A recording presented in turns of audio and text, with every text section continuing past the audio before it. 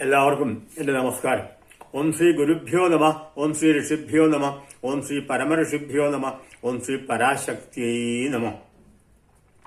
ഋഗ്വേദം 1-ാം അധ്യായത്തിൽ 135-ാമത്തെ മന്ത്രമാണ് ഇവിടെ പറയാൻ വേണ്ടി പോകുന്നത്.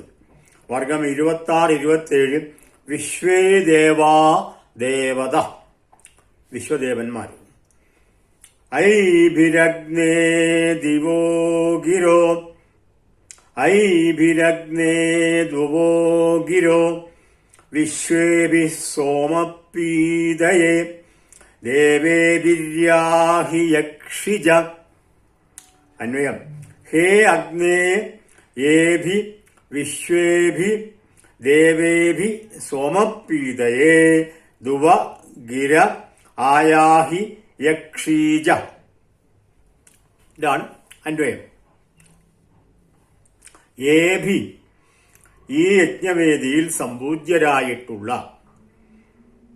വിശ്വേഭി ദേവേഭി, എല്ലാ ദേവന്മാരും കൂടി, സോമപീതയെ, സോമപാന കർമ്മമുള്ള ഈ യാഗത്തിൽ, ദുവ, ഞങ്ങളുടെ പരിചരണത്താൽ, ഗിര, മന്ത്രത്താലുള്ള സ്തുതികൾ, ആയാഹി യക്ഷീജ, വന്നു ചേർന്നാലും എന്നിട്ട് യജിച്ചാലും യാഗകർമ്മങ്ങൾ അനുഷ്ഠിച്ചാലും.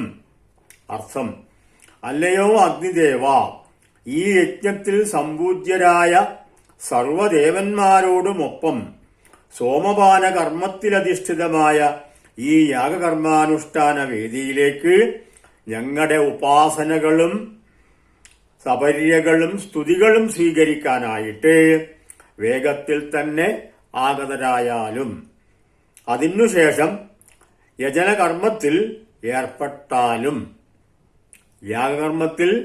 ആദ്യം യാഗകർമ്മത്തിൽ ഹാജരായിട്ട്, ആ യാഗകർമ്മത്തിൽ സന്നിഹിതരായിട്ട്, ആ യാഗകർമ്മത്തിന്റെ കർമാനുഷ്ഠാനങ്ങളിൽ പങ്കുചേർന്നാലും എന്നാണ് പറയുന്നത്. സോമപാനമടക്കമുള്ള കാര്യങ്ങളിൽ അങ്ങ് ഞങ്ങളുടെ കൂടെ നിന്നാലും എന്നർത്ഥം. ഈ രംഗം ഇവിടെ അവസാനിക്കുന്നു. വീണ്ടും കാണാം. നമസ്കാരം.